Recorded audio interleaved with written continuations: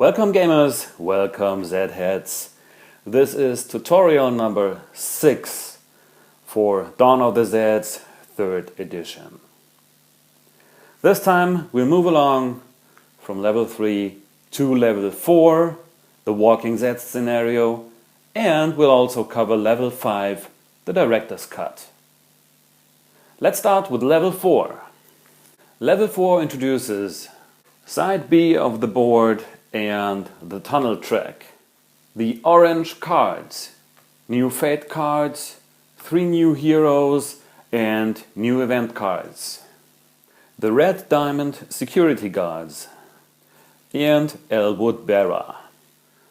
As usual, let's start with the differences in setup. There are no new heroic civilians. Okay, that's all, that's enough. Then we have 3 new orange characters. Shuffle them in to the other characters before you draw or select the 4 characters for the game. There are new fate cards. Shuffle them together with the other fate cards.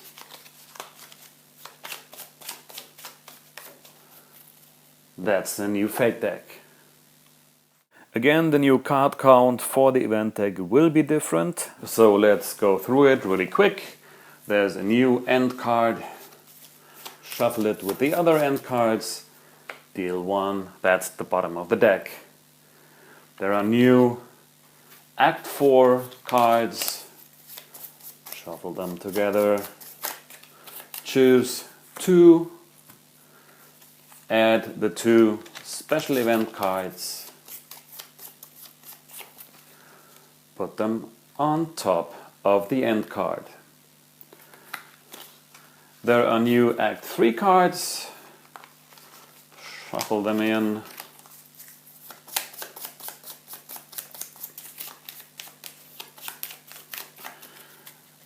One, two, three, 4. Take 4 of them.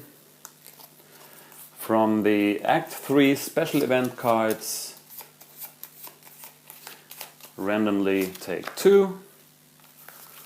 Shuffle those together. That's Act 3. Then for Act 2 we have another special event card. Shuffle together the standard event cards.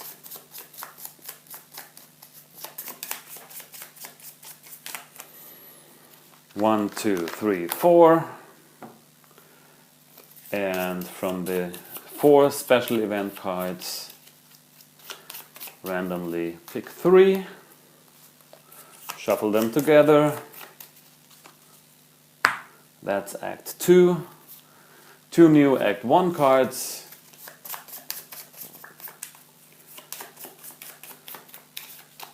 Randomly place 2 on top of the deck. Then, as usual, count 1, 2, 3, 4, 5, 6, 7, 8, 9 from the bottom of the deck. Place the National Guard card on top of it. And this is your event deck for the Walking Dead scenario. Set up the board, this time using side B, which includes the tunnel track. And as you see, there is no longer space for our action, supplies, ammo and infection track and the super weapon, so here comes in this additional player mat. Just place it somewhere off the board and add your markers as usual. Okay, I will not set up the full board, I think you already know it. Of course, there will be civilians and villagers and heroes and so on. But in addition to the regular setup, there are 2 new units, the red diamond security guards, and they are placed randomly, one in the town center basement and the other one in the security guard post on their healthy side. They are special civilians.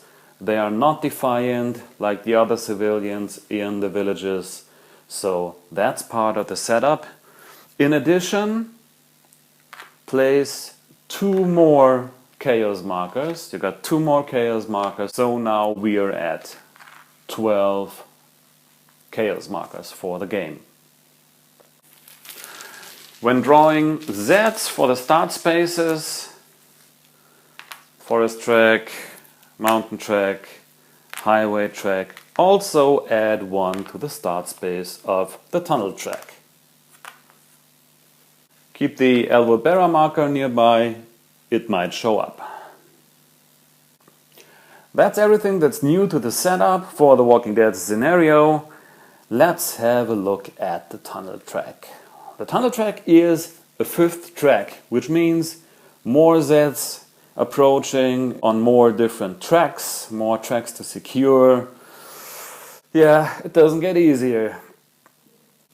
The tunnel track is defined as below ground because it's a tunnel, of course, but these terms will be used in the game above ground and below ground. So above ground are the 4 tracks we already know, and below ground is the tunnel track. The tunnel track has 3 named spaces: the security guard outpost, Dr. Mathieu's office, the Chromotechnics lab, which are treated like any other named spaces. Don't get confused, these are 2 catacomb spaces, they are not named, although they have a name. And the tunnel track has special rules regarding the stacking limit, which is also noted here on the board.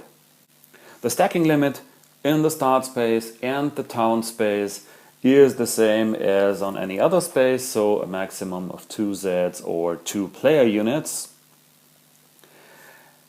These spaces 1, 2, 4, 6 and 7 have a stacking limit of 1 only, so 1 player unit or 1 Zeds unit, while the catacomb spaces have unlimited stacking. So there can be an unlimited number of Zeds or player units. The good thing here is that although there can be as many units as you can fit in there, Zeds units always stay single units. They do not form a Zeds mob, so they will always act individually. The catacombs are special places because they are mazes. You really can get lost in there. So each time a unit, no matter if it's a player unit or a Zeds unit, wants to leave a catacomb space, it needs to roll a die. Let's say this unit, the tunnel track activates. We start with the unit closest to town center. It wants to move out there and it has to roll if it is lost. On a 1, 2 or 3 it moves normally, so it advances into the next space. In this case it would also create chaos because this is a named space. On a 4, 5 or 6 the unit will just remain there, nothing will happen. In this case it will stay here and the next unit will move up.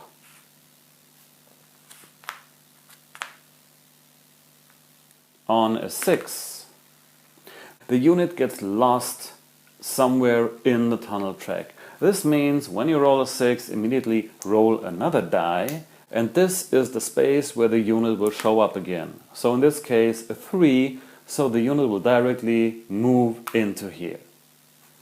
This is a regular move, no regular stacking limits apply, there's no stacking limit here, but if that be a player unit, there will be a hand-to-hand combat.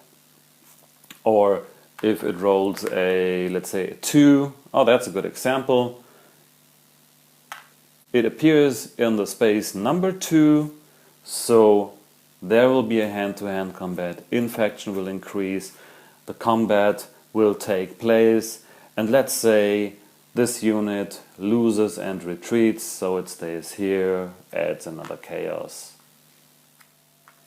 When the last roll comes up with the same number as the starting space of the unit, this unit is removed. It's lost and never seen again. Zeds units are removed to the back as usual. Player units are removed directly to the cemetery without any saving roll.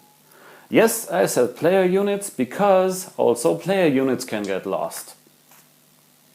So when, let's say, a regular unit, like this guy here, wants to move out of the catacomb space, he has to roll 2.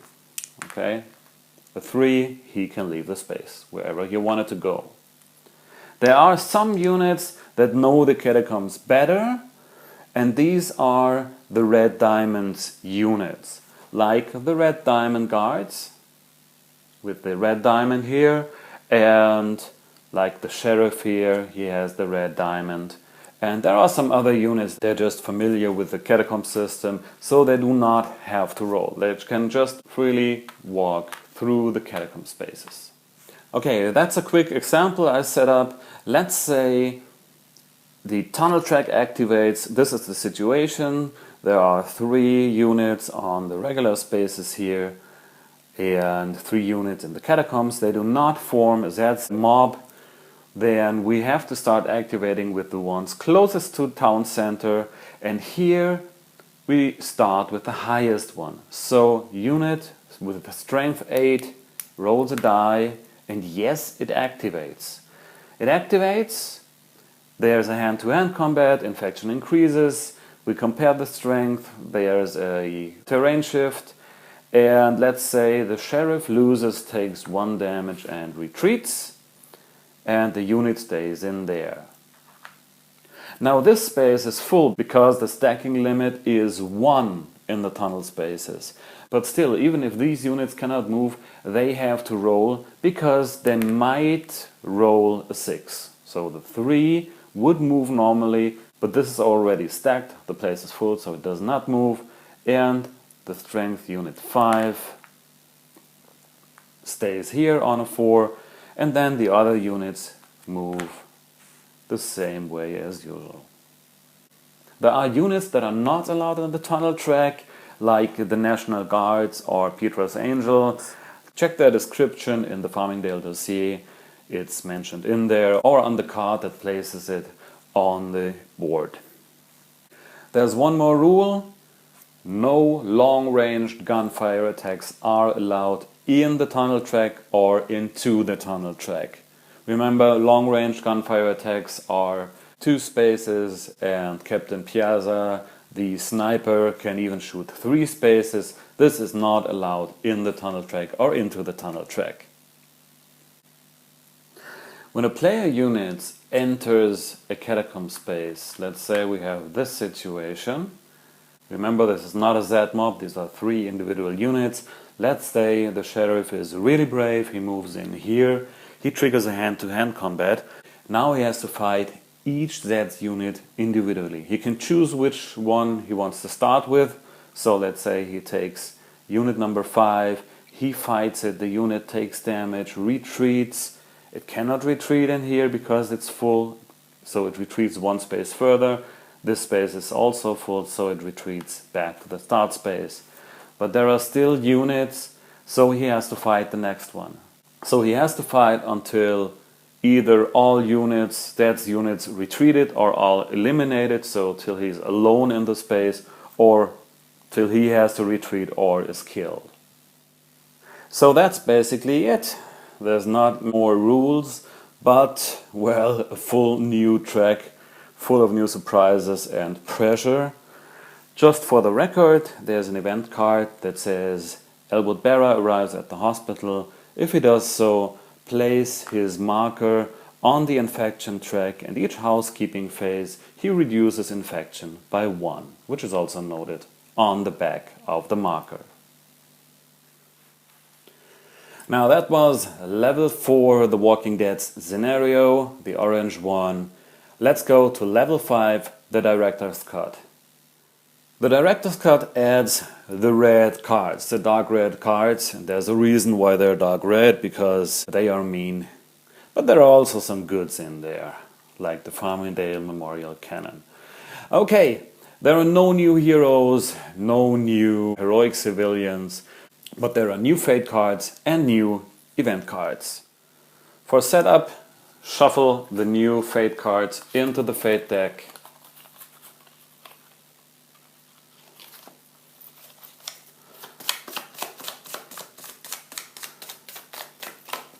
And that's your new fate deck. Again, the number of cards in the event deck for the Director's Cut changed slightly, and the new cards, the red cards, are added. So there's a new end card. Shuffle the cards, place one to the bottom of the deck, shuffle the new Act 4 cards, choose two, add the two special event cards. There are no more new special event cards in there. Add the Act 3 cards, the red ones, to the other ones. Shuffle them. 1, 2, 3, 4 cards. And then all 3 special event cards go in there.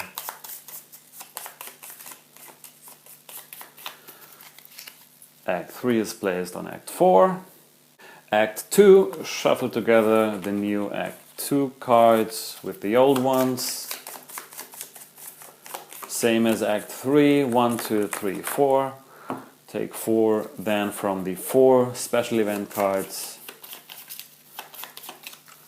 Take 3, shuffle them together, put them on top of the deck, add in the new level 1 cards,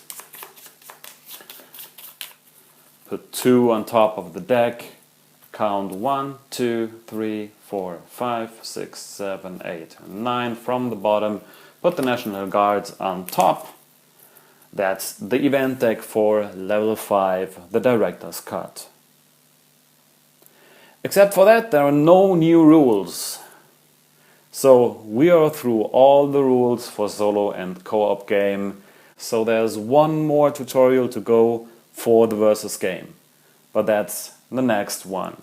Until then, have fun playing through all the levels, co-op or solo, and see you next time. Have fun. Bye.